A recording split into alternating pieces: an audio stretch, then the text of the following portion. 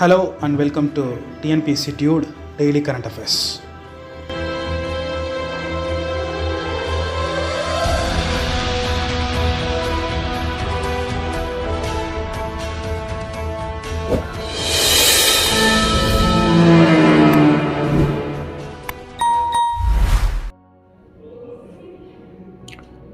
இன்றைக்கி நம்ம பார்க்குற ஃபஸ்ட்டு டாபிக் பார்த்திங்கன்னா க்ரூட் ஆயில் ப்ரைஸஸ் இன்க்ரீஸ் ஆகிட்டுருக்கு. அதே நேரத்தில் ரூபி டிப்ரிஷியேட் ஆகிட்டுருக்கு. இதனால் இந்தியாவினுடைய எக்கனாமிக்கு என்ன ஆகிறதுக்கு வாய்ப்பு இருக்குது அப்படிங்கிற டாபிக் தான். What west Asia conflict means for India. Iran Israel கான்ஃப்ளிக்ட்னால் என்ன நடந்திருக்கு அப்படின்னு பார்த்தீங்கன்னா, there is a sustainable rise in the Brent crude oil prices. இதே நேரத்தில் பார்த்திங்கன்னா இந்தியாவினுடைய ருப்பியோட வேல்யூவில் டிப்ரிசியேஷனும் நடந்திருக்கு. ஓகே, ஒரு பக்கம் க்ரூட் ஆயில் ப்ரைஸஸ் ஜாஸ்தி ஆகிட்டுருக்கு, ஒரு பக்கம் இந்தியாவினுடைய ருப்பியோட வேல்யூவில் டிப்ரிசியேஷன் நடந்துருக்கு. சரி, இப்போது ஃபஸ்ட்டு நம்ம என்ன பார்க்குறோம்னா, க்ரூட் ஆயில் ப்ரைஸஸ் இன்க்ரீஸ் ஆகிருந்துருக்குன்னு பார்க்குறோம் இல்லையா. ஸோ இதனால் இந்தியாவுக்கு என்ன இம்பேக்ட் அப்படின்னு பார்த்தீங்க அப்படின்னா ஈவன் ஒரு ருப்பியினுடைய ஆயிலோடைய ப்ரைஸஸ் இன்க்ரீஸ் ஆனால் கூட என்ன நடக்குது அப்படின்னு பார்த்தீங்கன்னா, ஆனுவல் இம்போர்ட் நம்ம பண்ணக்கூடியதில் ₹1 இதானாலும் கூட கிட்டத்தட்ட 8,000 to 10,000 கோடி நம்ம அதுக்கு தனியாக ஸ்பெண்ட் பண்ண வேண்டியதாக இருக்குது. ஓகே, அது மட்டும் கிடையாது, ருப்பி டிப்ரிசியேஷன் அப்படிங்கிறோம். இப்போ ருப்பி டிப்ரிசியேஷனால் என்ன நடக்கிறதுக்கு வாய்ப்பு இருக்குது அப்படின்னா நம்ம வெளியிலேருந்து இம்போர்ட் பண்ணக்கூடிய பொருட்களுக்கு, அதாவது டாலருக்கு அதுக்கு நிகரான இந்திய மதிப்பு நம்ம அதிகமாக கொடுத்து வாங்க வேண்டியது இருக்குது. ஒரு பொருளோட விலையை நார்மலாக இருக்கக்கூடிய விலையை தாண்டி அதிகமாக கொடுத்து வாங்க வேண்டியதாக இருக்குது. ஸோ இதனால் என்ன இருக்கிற வாய்ப்பு இருக்குது அப்படின்னு பார்த்தீங்கன்னா ஸோ சஸ்டைனபிளாக இந்தியாவினுடைய ருப்பியோட வேல்யூ டிப்ரிஷியேட் ஆகிட்டே போச்சுன்னா ஒவ்வொருடைய பொருளோடைய விலையை நம்ம அதிகமாக கொடுத்து வாங்க வேண்டிய சிச்சுவேஷன்லேயே வந்துக்கிட்டு இருப்போம். ஸோ அது ஒரு சீரியஸான ஒரு கன்சர்ன் தான். இதுக்காக இப்போ ரீசெண்டாக RBI என்ன பண்ணியிருந்திருக்கு அப்படின்னு பார்த்தீங்கன்னா, இந்த கரன்சி மார்க்கெட்டில் இன்டர்வென் பண்ணி இந்த ருப்பி வொலாட்டிலிட்டியை குறைக்கிறதுக்காக இவங்க என்ன பண்ணியிருக்காங்கன்னா அந்த எந்த அளவுக்கு ருப்பியோடைய வேல்யூ டிப்ரிஷியேட் ஆகிருக்கோ அதே அளவுக்கு டாலர்ஸ் சேல் பண்ணி கொஞ்சம் சரி பண்ணலாம் அப்படின்னு பார்க்குறாங்க. இது எத்தனை நாளைக்கு இந்த வொலாட்டிலிட்டியை சரி பண்ணுறதுக்கு இந்த மாதிரி பண்ண முடியும்னா டிஃபிகல்ட்டான ஒரு டாஸ்க் தான். இதனால் இந்தியாவினுடைய ஃபாரின் கரன்சி ரிசர்வில் என்ன இருக்க வாய்ப்பு இருக்குன்னா டிப்ளீஷன் நடக்கிறதுக்கு வாய்ப்பு இருக்குது. இதே மாதிரி இந்த ருப்பியினுடைய வேல்யூ டிப்ரிஷியேட் ஆகிறதுனால நம்மளுடைய இந்தியன் பாண்ட் ஈல்டு அப்படிங்கிறது என்ன ஆகுது அப்படின்னு பார்த்தீங்கன்னா ஜாஸ்தி ஆகுது. ஸோ பாண்ட் ஈல்டு ஜாஸ்தி ஆகிறப்போ ஆட்டோமேட்டிக்காக என்ன ஆகுதுன்னா இன்வெஸ்டர்ஸ் என்ன பண்ணிடுறாங்கன்னா வெளியில் போயிடுறாங்க. ஸோ இந்த ஒரு சேலஞ்ச் நடக்கிறதுக்கு வாய்ப்பு இருக்குது. இதே நேரத்தில் பார்த்தீங்கன்னா க்ரூட் ஆயில் ப்ரைஸஸ் ஜாஸ்தி ஆகிறதுனால நம்மள இந்தியாவுக்குள்ளே ஃபியூவல் காஸ்ட் அப்படிங்கிறது ஜாஸ்தியாக வாய்ப்பு இருக்குது. ஃபியூவல் காஸ்ட்டு ஜாஸ்தி ஆகிறதுனால ஆட்டோமேட்டிக்காக டிரான்ஸ்போர்ட் லாஜிஸ்டிக் காஸ்ட்டு ஜாஸ்தியாக இருக்குது.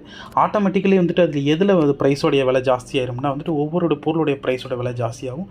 இதனால் இன்ஃப்ளேஷன் ஜாஸ்தி ஆகிட்டு இருக்குது.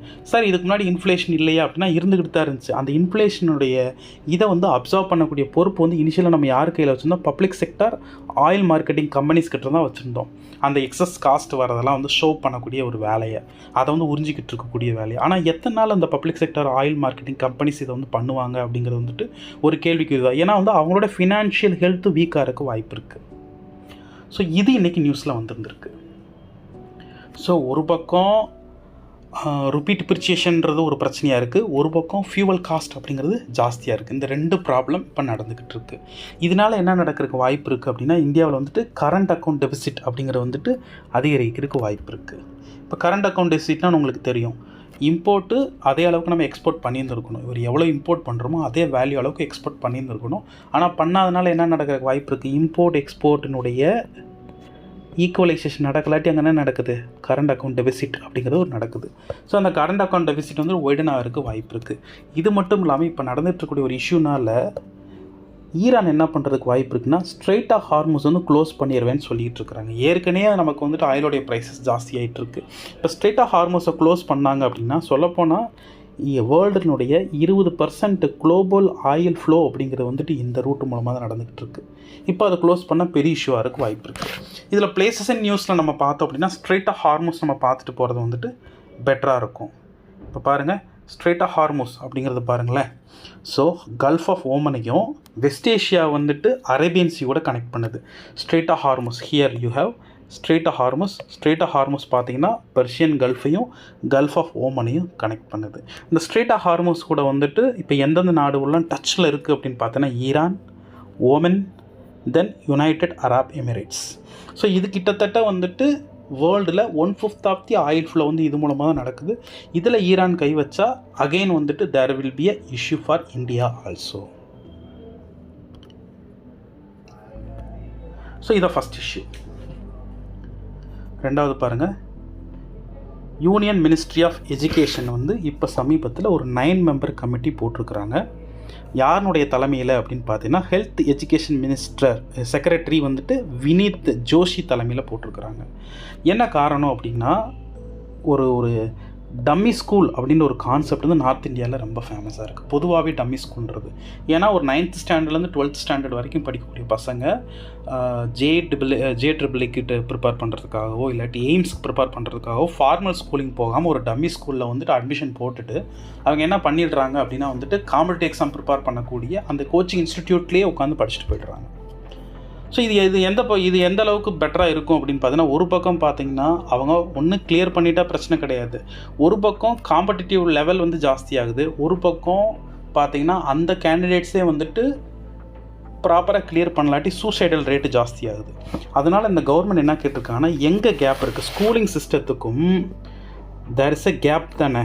கரண்ட் ஸ்கூலிங் சிஸ்டம் வந்துட்டு ஒரு கேப் இருக்குது. ஏன் வந்துட்டு அவங்க வந்துட்டு கோச்சிங் இண்டஸ்ட்ரியை ஏன் ரிலை பண்ணுறாங்க அப்படின்னா, அந்த ஸ்கூலிங் சிஸ்டத்தில் என்ன கேப் இருக்குது அப்படிங்கிறத அனலைஸ் பண்ண சொல்லி தான் இந்த கமிட்டி போட்டிருக்கிறாங்க. ஸோ அந்த கேப் அனலைஸ் பண்ணுறது மட்டும் இல்லாமல் இந்த டம்மி ஸ்கூல் ரைஸை வந்து நம்ம கர்டைன் பண்ணணும். இதுவும் இந்த கமிட்டியினுடைய ரெக்கமெண்டேஷனில் வரப்போகுது. அந்த committee headed by higher education secretary Vineet Joshi. இந்த கமிட்டியை போட்டது யார் அப்படின்றது தான் union ministry of education. It is a 9 member committee. இதுதான் நெக்ஸ்ட் நியூஸ். தேர்டு பாருங்கள், இப்போ யூனியன் கவர்மெண்ட் என்ன பண்ணுறாங்கன்னா, centre of excellence to mitigate man animal conflict அப்படிங்கிறது கொண்டு வர போகிறாங்க. இந்த அறிவிப்பை வந்து union minister of environment forest climate change Bhupendra Yadav வந்துட்டு சொல்லியிருந்திருக்கிறார்.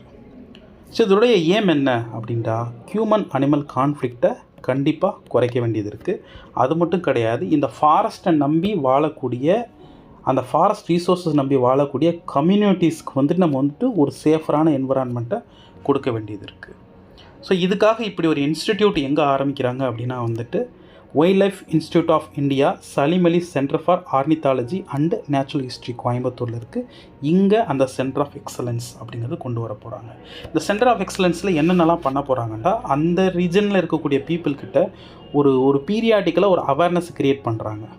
ஸோ பீப்புள்கிட்ட சென்சிடைஸ் பண்ணுறாங்க. எந்த மாதிரி ஹியூமன் அனிமல் கான்ஃப்ளிக்ட் வந்துட்டு பொதுவாக எந்த நேரத்தில் நடக்கும், அது நடக்கிற ஹாட் ஸ்பாட்ஸ்லாம் என்னென்ன, அது நடந்தால் என்னென்ன ஸ்டாண்டர்ட் ஆப்ரேட்டிங் ப்ரொசீஜர்ஸ் நம்ம ஃபாலோ பண்ணி ஆகணும், அப்படி ஒரு வேளை நடந்தால் ரேபிட் ரெஸ்பான்ஸ் டீம் வந்து எந்த மாதிரி வந்து அந்த பீப்புளை ரெஸ்கியூ பண்ணணும் அப்படிங்கிற விஷயத்தை எல்லாமே சொல்கிறாங்க. ஒருவேளை நடந்து முடிஞ்சிருச்சுப்பா அப்படின்ட்டா அந்த கன்சர்ன் அக்ரீவ்டு பார்ட்டிஸ்க்கு வந்துட்டு காம்பன்சேஷன் அப்படிங்கிறது எவ்வளோ சீக்கிரமாக தர முடியுமோ அதுக்கான வேலைகளையும் வந்துட்டு state government as well as district government லெவலில் வந்துட்டு கமிட்டிஸ் போட்டு பண்ணணும் அப்படிங்கிற விஷயத்தை டிஸ்கஸ் பண்ணியிருக்கிறாங்க. இதில் பார்த்தீங்கன்னா மகாராஷ்டிராவில் மட்டுமே பார்த்தீங்கன்னா வந்துட்டு பர்டிகுலர்லி ஹியூமன் டைகர் கான்ஃப்ளிக்ட்ன்றது வந்து அதிகமாக எங்கே இருக்குன்னா மகாராஷ்டிராவில் இருக்குது. இது ஸ்டேட்மெண்ட் தெரிஞ்சு வச்சுக்கணும். தென் பார்த்தீங்கன்னா யூபி, இங்கே தான் ஜாஸ்தியாக வந்துட்டு டெத்தும் நடந்திருக்கு. இதே இது பார்த்திங்க அப்படின்னா வந்துட்டு ஹியூமன் எலஃபண்ட் கான்ஃப்ளிக்ட் அப்படிங்கிறது வந்துட்டு எங்கே அதிகமாக நடந்திருக்குன்னா ஒடிஷாவில் ரொம்ப ஜாஸ்தியாக இருந்திருக்கு. இதை தாண்டி வெஸ்ட் பெங்கால், அடுத்து ஜார்க்கண்டில் ஜாஸ்தியாக இருந்திருக்கு. ஸோ இந்த கமிட்டி இந்த சென்டர் ஆஃப் எக்ஸலன்ஸ் அப்படிங்கிறது போட்டிருக்கிறாங்க மேன் அனிமல் கான்ஃப்ளிக்டை சரி பண்ணுறதுக்காக. இதோடைய எக்ஸலன்ஸ் பிளேஸ் எது அப்படின்னு பார்த்தீங்கன்னா கோயம்புத்தூரில் இருக்கக்கூடிய wild life institute of India, Salim Ali centre for ஆர்னித்தாலஜியில் தான் கொண்டு வர்றாங்க. ஸோ நெக்ஸ்ட் பாருங்கள், ஆக்ஷியம் 4 மிஷன் அப்படிங்கிறது வந்துட்டு இப்போ ரீசெண்டாக லான்ச் பண்ண வேண்டிய டைமில் ஜூன் 2022 வந்துட்டு லான்ச் பண்ண வேண்டியதாக இருந்துச்சு. But due to some technical issues வந்துட்டு இந்த பிளானை வந்துட்டு ட்ராப் பண்ணியிருக்கிறாங்க, இப்போதைக்கு ட்ராப் பண்ணியிருக்கிறாங்க. ஸோ இந்த ஆக்ஷியம் 4 மிஷன் அப்படிங்கிறது என்ன அப்படின்டா, ஆக்ஷியம் 4 மிஷன் அப்படிங்கிறது இன்டர்நேஷ்னல் ஸ்பேஸ் ஸ்டேஷன்ஸ்க்கு ஹியூமனுடைய என்ட்ரி கொடுக்கக்கூடிய ஒரு இதுதான். இது வந்துட்டு $64 மில்லியன் ஸ்பேஸ் மிஷன். இது வந்து ஒரு மல்டி ஏஜென்சி கொலாபரேஷனில் நடக்கிறது. ஸோ ஆக்சியம் ஸ்பேஸ்னு ஒரு private agency, ISRO, NASA, European space agency எல்லாருமே சேர்ந்து பண்ணுறாங்க. இதில் பார்த்தீங்க அப்படின்னா வந்துட்டு it is a 14-day mission, 14 நாள் மிஷன் இன்டர்நேஷ்னல் ஸ்பேஸ் ஸ்டேஷன்ஸ்க்கு கொண்டு போகிறாங்க. So astronauts from 4 countries, US, India, Poland, Hungary. So India சார்பில் நம்ம யாரை அனுப்புகிறோம் அப்படின்னா வந்துட்டு நம்ம ஏற்கனவே வந்து நம்மளுடைய ககன்யான் மிஷனுக்கு இருந்த பார்ட்டில் இருக்கக்கூடிய பீப்புளை தான் இங்கே அனுப்பிச்சிருக்கிறோம். யாருன்னு பார்த்தீங்கன்னா வந்துட்டு கேப்டன் சுபங்கு சுக்லா, இதை தாண்டி கேப்டன் பிரசாந்த் பாலகிருஷ்ணன் நாயர், இவங்க தான். ஸோ இந்த மிஷன் இப்போதைக்கு வந்துட்டு ஹோல்டில் வச்சுருக்குறாங்க. இப்போ நம்ம பார்த்த அந்த 2 அஸ்ட்ரானட்ஸும் பார்த்திங்கன்னா இந்தியாவினுடைய ஃபஸ்ட்டு மேன்டு மிஷன் எப்போ பண்ண போகிறோம்னா 2027 விச் இஸ் கால்ட் ககன்யான். அந்த மிஷனில் வந்துட்டு இந்த பர்டிகுலர் மிஷன் ஸ்டாப் ஆனதுனால அந்த இவங்க ஆக்சியம் 4 மிஷன் ஸ்டாப் ஆனதுக்கும் இதுக்கும் சம்மந்தம் இல்லை, நம்ம சொன்னபடி பண்ணிடுவோம்னு சொல்லிட்டு இந்தியன் கவர்மெண்ட் சொல்லியிருக்கிறாங்க. So next topic. So since நம்மளுக்கு தெரியும் பகல்காம் அட்டாக் நடந்துட்ட பிறகு பார்த்திங்கன்னா நம்ம இண்டஸ் வாட்டர் ட்ரீட்டி அப்படிங்கிற வந்துட்டு நம்ம இப்போதைக்கு சஸ்பெண்ட் பண்ணி வச்சிட்டோம். சஸ்பெண்ட் பண்ணது மட்டும் இல்லாமல் இப்போ இண்டஸ் வாட்டர் ட்ரீட்டி மூலமாக, இண்டஸ் வாட்டர் ட்ரீட்டினா முதல்ல என்ன, ஸோ 1960 போடப்பட்ட ஒரு ட்ரீட்டி தான் இண்டஸ் வாட்டர் ட்ரீட்டி. நமக்கும் பாகிஸ்தானுக்கும் ப்ராப்பரான ஷேர் இந்த இண்டஸ் வாட்டர்ன்றதை பிரித்து பண்ணுறோம். இந்த ட்ரீட்டிக்கு வந்துட்டு ஒரு நடுவராக யார் இருக்கிறாங்கன்னா வேர்ல்டு பேங்க் இருக்கிறாங்க, புரோக்கரேஜாக வேர்ல்டு பேங்க் இருக்கிறான். ஸோ இந்த இண்டஸ் ரிவரில் இருக்கக்கூடிய ட்ரிபியூட்ரிஸ், இதில் பர்டிகுலர் வெஸ்டர்ன் ரிவர்ஸ்னு சொல்லக்கூடிய இண்டஸ், ஜீலம், ஜெனாப் அப்படிங்கிற ரிவர்ஸ் வந்துட்டு அதனுடைய உரிமைகள் பாகிஸ்தானுக்கும், ஈஸ்டர்ன் ரிவர்ஸ்னு சொல்லக்கூடிய ராவி, பியாஸ் அண்ட் சட்லஜ் இந்த ரிவர்ஸோடைய உரிமையை கம்ப்ளீட்டாக இந்தியாவுக்கும் கொடுத்துருக்குறாங்க. இந்த வெஸ்டர்ன் ரிவர்ஸில் ஃப்ளோ ஜாஸ்தியாக இருக்கிறதுனால அங்கே இருக்கக்கூடிய மிச்சம் இந்தியாவுக்கு வந்துட்டு ஒரு லிமிட்டட் பெர்மிட் தான் கொடுத்துருக்குறாங்க. இட் இஸ் ஃபார் நான் கன்சம்ப்டிவ் யூசேஜுக்கு தான் கொடுத்துருக்குறாங்க. ஸோ இந்த பர்பஸ்னாலே இப்படி பண்ணதுனாலே பார்த்திங்கன்னா ஜம்மு அண்ட் காஷ்மீரில் இந்த ட்ரீட்டி இருக்கிறதுனாலேயே பெரிய அளவில் நம்மளால் லார்ஜ் டேம்ஸ் இன்றைக்கு வரைக்கும் கட்ட முடியலை. அது மட்டும் கிடையாது, இந்த ஜம்மு அண்ட் காஷ்மீர் என்ன சொல்கிறாங்க அப்படின்னா வந்துட்டு பெரிய அளவில் உங்களோட வாட்டர் ஸ்டோரேஜ் பண்ண முடியல. அவங்க எவ்வளோ இரிகேட் பண்ணுறாங்கன்னா only 13 lakh acres of agriculture லேண்டை மட்டும்தான் அவங்க இரிகேட் பண்ணிகிட்டு இருக்கிறதா அந்த ஸ்டேட் கவர்மெண்ட் சொல்லியிருக்கு. இப்போது இது ஏன் நியூஸில் வந்திருக்கு அப்படின்டா, இந்த இண்டஸ் வாட்டர் ட்ரீட்டி இருக்கு இல்லையா, இந்த இண்டஸ் வாட்டர் ட்ரீட்டி மூலமாக பாகிஸ்தானுக்கு நம்ம வாட்டர் வந்து அலோகேட் பண்ணுறது இல்லைன்றதுனால இப்போ என்ன பண்ண போகிறோம்டா, அந்த சர்ப்ளஸ் வாட்டர், அந்த வெஸ்டர்ன் ரிவர்ஸில் இருக்கக்கூடிய அந்த சர்ப்ளஸ் வாட்டரை particularly the states call Punjab, Haryana, ராஜஸ்தானுக்கு நம்ம என்ன பண்ணி விட்டுறலாம், ரீடைரக்ட் பண்ணி விட்டுறலாம். இட் இஸ் அ 113 கிலோமீட்டர் கேனலை வந்து ப்ரொப்போஸ் பண்ணியிருக்கிறாங்க யூனியன் கவர்மெண்ட். ஸோ எந்தெந்த river, Indus river, Jhelum river, Chenab river, இது இந்த ரிவர் இந்த பர்டிகுலர் ஸ்டேட்ஸ்க்கு ரீடைரக்ட் பண்ணி விட்டுலான்னு சொல்கிறாங்க. But Jammu and Kashmir CM என்ன சொல்கிறாரு அப்படின்னு பார்த்தீங்கன்னா, ஒமர் அப்துல்லா என்ன சொல்கிறாருன்னா, இல்லை ஏற்கனவே இந்த இண்டஸ் வாட்டர் ட்ரீட்டி இருந்ததுனால எங்களுக்கு தேவையான வாட்டரை நாங்கள் ப்ராப்பராக எடுத்துக்க முடியல அக்ரிகல்ச்சருக்கு. மேற்கொண்டு வந்துட்டு நிறைய ப்ராஜெக்ட்ஸ் பண்ணி பெண்டிங்கில் இருக்குது. பர்டிகுலர்லி பார்த்திங்கன்னா தல்புல் நேவிகேஷன் பேரேஜ் ப்ராஜெக்ட் அது பெண்டிங்கில் இருக்குது. இதை தாண்டி உலார் பேரேஜ் ப்ராஜெக்ட், உலார் அப்படிங்கிறது வந்து உலார் லேக் அப்படிங்கிறது எதில் இருக்குது அப்படின்னு பார்த்தீங்கன்னா இந்த ரிவர் கால் ஜீலம் ரிவரில் தான் இருக்குது. ஸோ இந்த உலார் லேக்கோடைய அவுட்லெட்டில் இருந்துட்டு ஜீலம் ரிவருக்கு ஒரு நேவிகபிள் ரூட்டு தான் என்னென்னா Wular barrage project.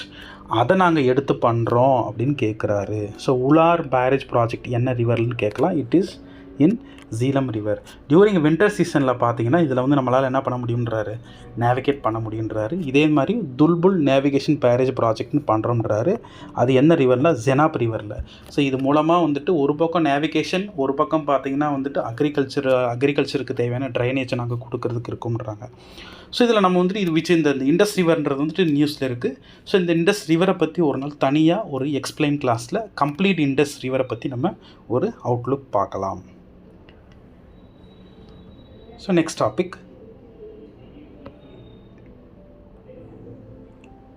West Asian crisis நடக்கிறதுனால நம்ம ஏற்கனவே ஆயில் ப்ரைஸஸ் அதிகமாகிட்டுருக்கு. இதே நேரத்தில் ட்ரேடும் அஃபெக்ட் ஆகிறதுக்கு வாய்ப்பு இருக்குதுன்னு சொல்லிட்டு ஒரு நியூஸ் வந்திருக்கு.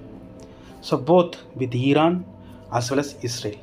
இப்போ பாருங்கள், ஈரான் கூடயும் இஸ்ரேல் கூடயும் இந்தியாவுக்கான அக்ரிகல்ச்சர் எக்ஸ்போர்ட் எப்படி இருக்குது. டோட்டலாக சொல்லப்போனால் வந்து இந்த ஈரான் இஸ்ரேல் இந்த 2 நாடு கூட சேர்த்து பார்க்குறப்போ நம்மளோட ட்ரேட் ரிலேஷன் அப்படிங்கிறது வந்துட்டு டோட்டல் ட்ரேட் ரிலேஷனில் வெறும் 1% தான் இருக்குது, அரௌண்ட் 1% தான் இருக்குது. பட் இருந்தாலும் சில ப்ராடக்ட்டில் வந்து நம்ம கவனிக்க வேண்டியது இருக்குது. பர்டிகுலர்லி பார்த்திங்கன்னா பாஸ்மதி ரைஸ் நம்ம அதிகமாக ஈரானுக்கு தான் எக்ஸ்போர்ட் பண்ணுறோம். இதை தாண்டி diamonds, both cutted diamond and polish diamond, இது பார்த்தீங்கன்னா இஸ்ரேலுக்கு தான் நம்ம அனுப்புகிறோம். இதில் வந்துட்டு ட்ரேட் அஃபெக்ட் ஆகிறதுக்கு வாய்ப்பு இருக்குன்றாங்க. இப்போ பாருங்கள், first the case of basmati rice. So இந்தியாவுடைய மேஜர் எக்ஸ்போர்ட் டு ஈரான் வந்து என்னென்னா பாஸ்மதி ரைஸ். இஸ்ரேல் பார்த்திங்க அப்படின்னா டைவர்சிஃபைடானது என்ன அப்படின்னா வந்துட்டு ஃபர்டிலைசர், டைமண்ட், எலக்ட்ரிக்கல் எக்யூப்மெண்ட்ஸ்லாம் இஸ்ரேலுக்கு அனுப்பிச்சிட்ருக்குறோம். இப்போது ஃபினான்ஷியல் 25 பார்த்திங்கன்னா இந்த ஈரான் இஸ்ரேல் 2 நாடுகளுக்கும் சேர்த்து particularly as far as basmati rice is concerned, basmati ரைஸோடைய 14% இந்த பர்டிகுலர் 2 நாடுகளுக்கு அனுப்பிச்சிருக்கிறோம். இப்போ இந்த 2 நாடுகள் வந்துட்டு இப்போ வார் டோனில் இருக்கிறப்போ நம்மளுக்கு கண்டிப்பாக என்ன அஃபெக்ட் ஆகிறதுக்கு வாய்ப்பு இருக்குது, இந்த பாஸ்மதி ரைஸ் எக்ஸ்போர்ட் அப்படிங்கிறது அஃபெக்ட் ஆகிறதுக்கு வாய்ப்பு இருக்குது, நம்ம தெரிஞ்சுக்கிறோம். ஸோ எந்தெந்த நாடுகளுக்கு எவ்வளோ எக்ஸ்போர்ட் பண்ணுற இந்த மேஜர் விஷயங்கள் நம்ம தெரிஞ்சு வச்சுக்கணும்.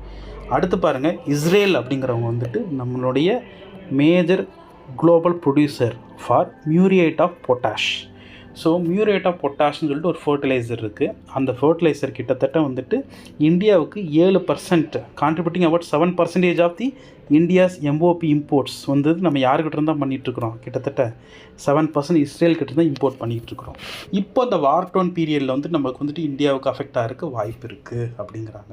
இப்போ நம்ம என்ன தெரிஞ்சுக்கிற வேண்டியதாக இருக்குது அப்படின்னா, இந்த மியூரியேட் ஆஃப் பொட்டாஷ் அப்படின்னா என்னன்னு தெரிஞ்சுட்டு வச்சுக்கிறது அவசியமாக இருக்குது. இப்போ பாருங்கள், மியூரேட் ஆஃப் பொட்டாஷ் அப்படிங்கிறத வந்து நம்ம என்ன சொல்லலாம்டா, பொட்டாசியம் குளோரைடு அப்படின்னு சொல்லலாம். இதில் 60% பொட்டாஷ் இருக்குது. இந்த பொட்டாசியம் குளோரைடு, அதாவது மியூரேட் ஆஃப் பொட்டாஷ் அப்படிங்கிறது essential for plant growth and quality. அது மட்டும் கிடையாது, அந்த பிளான்ட்டுக்கு தேவையான ப்ரோட்டீன்ஸ், சுகர்ஸ்லாம் இது மூலமாக கொடுக்குறோம். இது மூலமாக இந்த plant can protect itself from the drought. ஏன்னா அந்த பிளான்ட்டில் வந்து வாட்டர் கண்டென்ட்டு மெயின்டைன் பண்ணிக்கிட்டு இருக்கிறதுக்கு இந்த பர்டிகுலர் காம்போனண்ட் மியூரியேட் ஆஃப் பொட்டாஷ்ன்றது ரொம்ப ரொம்ப இம்பார்ட்டண்ட்டாக இருக்கும்.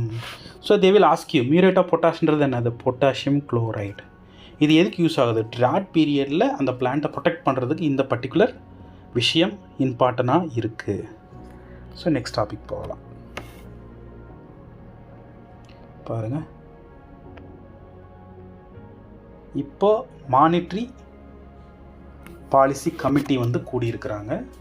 ஸோ 2 months ஒன்ஸ் என்ன பண்ணுறாங்கன்னா மானிட்ரி பாலிசி கமிட்டின்னு ஒன்று கூடுறாங்க. இவங்களுடைய மேஜரான ஏம் என்ன அப்படின்னா பணவீக்கம், அதாவது இன்ஃப்ளேஷனை கண்ட்ரோலில் வச்சுக்கிற வேண்டியது இவங்களுடைய ப்ரைம் கோல். அதுக்கு டார்கெட் ஃபிக்ஸ் பண்ண வேண்டியது இவங்களோட வேலை. இவங்க என்ன பண்ணியிருக்கிறாங்க அப்படின்னா 50 பேசிஸ் பாயிண்ட்ஸ் வந்துட்டு ஏற்கனவே ரெப்போ ரேட் எவ்வளோ டார்கெட் வச்சுருந்தாங்களோ அதில் 50 பேசிஸ் பாயிண்ட்ஸ் குறைச்சிருந்துருக்குறாங்க. கேஷ் ரிசர்வ் ரேஷியோவில் பார்த்தீங்கன்னா 100 பேசிஸ் பாயிண்ட்ஸ் குறைச்சிருந்துருக்குறாங்க. இந்த மானிட்ரி பாலிசி கமிட்டி மீட்டிங்கில் இது அறிவிப்பு வந்திருந்துருக்கு. அது மட்டும் கிடையாது, இந்த மானிட்ரி பாலிசி கமிட்டினுடைய ஸ்டாண்டு அப்படிங்கிறது இதுக்கு முன்னாடி வரைக்கும் நியூட்ரல் ஸ்டாண்டில் இருந்துச்சு. இப்போ என்னவா மாறி இருக்குது அப்படின்றாங்கன்னா அக்காமடேட்டிவ் ஸ்டாண்டுக்கு மாறி இருக்கிறதா சொல்கிறாங்க. இப்போ நீங்கள் இதில் என்ன தெரிஞ்சுக்க வேண்டியது இருக்குண்டா, மானிட்ரி பாலிசி கமிட்டினா என்ன, முதல்ல first of all what is monetary policy committee, ரெண்டாவது ரெப்போ ரேட்னா என்ன, மூணாவது reverse repo rate, cash reserve ரேஷியோனா என்ன, ஓகே, கேஷ் ரிசர்வ் ரேஷியோனா என்ன, அடுத்து என்னென்னா what are the stands of RBI. இதெல்லாம் நம்ம தெரிஞ்சுக்கிற வேண்டியது இம்பார்ட்டண்ட்டாக இருக்குது. பார்க்கலாம், பாருங்கள். ஸோ ஃபஸ்ட்டு பாருங்கள், monetary policy committee first. So இந்த மானிட்ரி பாலிசின்றது வந்துட்டு யார் பண்ணுறதுன்னா ஆர்பிஐ பண்ணுறது மானிட்ரி பாலிசி. இதே இது பார்த்திங்கன்னா ஃபிஸ்கல் பாலிசி அப்படிங்கிறது யார் பண்ணுறது அப்படின்னா வந்துட்டு finance ministry பண்ணக்கூடியதை fiscal பாலிசின்றோம்.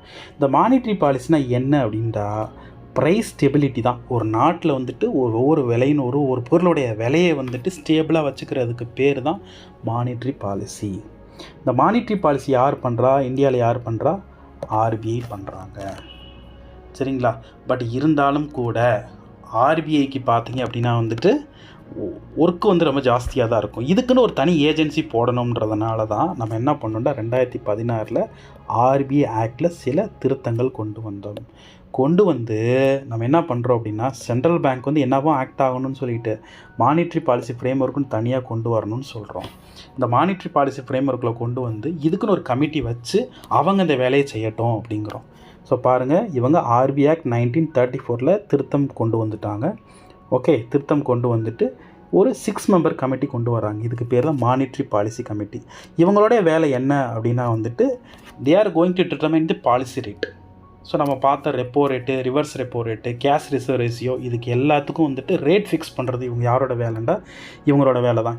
Rate fix பண்ணுறது மட்டும் இல்லாமல் அதை வந்து அந்த ரேட்டுக்கு இப்போது மார்க்கெட்டினுடைய நிலவரத்துக்கு தகுந்த அந்த ரேட்ஸை குறைக்கிறது கூட்டுறது இந்த வேலையில் அவங்க தான் பண்ணிகிட்ருக்குறாங்க. ஸோ இப்படிப்பட்ட மானிட்ரி பாலிசி கமிட்டின்றது 2016 கூடுறாங்க. ஸோ எந்த ஆக்டை வச்சு கூட்டுறாங்கண்டா ஆர்பிஐ ஆக்ட் 1934 வச்சு தான் கூட்டியிருக்கிறாங்க.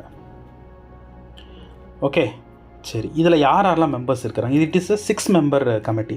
இதில் யார் சேர்மன்னா ஆர்பிஐ கவர்னர் சேர்மனாக இருப்பார். டெபுட்டி கவர்னர் ஆஃப் ஆர்பிஐ வந்துட்டு இன்சார்ஜ் ஆஃப் மானிட்ரி பாலிசியாக இருப்பார். ஓகே, இதை தாண்டி பார்த்தீங்க அப்படின்னா வந்துட்டு டெபுட்டி கவர்னர்ஸு 2 பேர் இருப்பாங்க.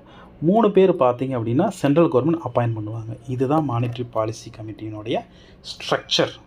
ஸோ இவங்களோட வேலை என்னது? இன்ஃப்ளேஷன் டார்கெட்டிங் பண்ணக்கூடிய வேலை. இன்ஃப்ளேஷனை வந்துட்டு கண்ட்ரோல்டாக வச்சுக்கிறதுக்காக இவங்க தான் என்ன பண்ணுறாங்க அப்படின்னா வந்துட்டு இன்ட்ரெஸ்ட் ரேட்டை ஃபிக்ஸ் பண்ணுறாங்க. ஒரு நாட்டில் வந்துட்டு மணி ஃப்ளோ வந்து எவ்வளோ இன்ட்ரெஸ்ட் ரேட்டில் நடக்கணும் அப்படிங்கிறத இந்த மானிட்ரி பாலிசி கமிட்டி தான் ஃபிக்ஸ் பண்ணுறாங்க.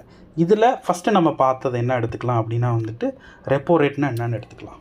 இப்போ ரெப்போ ரேட் அப்படிங்கிறது என்னென்னா ஆர்பிஐ கிட்ட இருந்துட்டு இப்போ பாருங்கள், ரெப்போ ரேட்டுக்கு இன்னொரு பேர் என்ன சொல்கிறாங்கன்னா ரீபர்ச்சேஸ் ரேட். இப்போ ஒரு கமர்ஷியல் பேங்க்குக்கிட்ட பணம் இல்லைன்னா அவங்க யார்கிட்டேருந்து வாங்கிப்பாங்க? ஆர்பிஐ கிட்டேருந்து வாங்கிப்பாங்க. கொடுக்குறது நல்ல விஷயந்தான். அதே நேரத்தில் பார்த்தீங்க அப்படின்னா வந்துட்டு பணவீக்கம் ரொம்ப வந்து பொருளுடைய விலையை ஜாஸ்தி பண்ணுற அளவுக்கு மார்க்கெட்டில் பணத்தை கொடுத்துடக்கூடாது. அதனால் ரெப்போ ரேட் பொதுவாகவே என்ன பண்ணுறாங்க அப்படின்னா யார் ஃபிக்ஸ் பண்ணுறாங்க?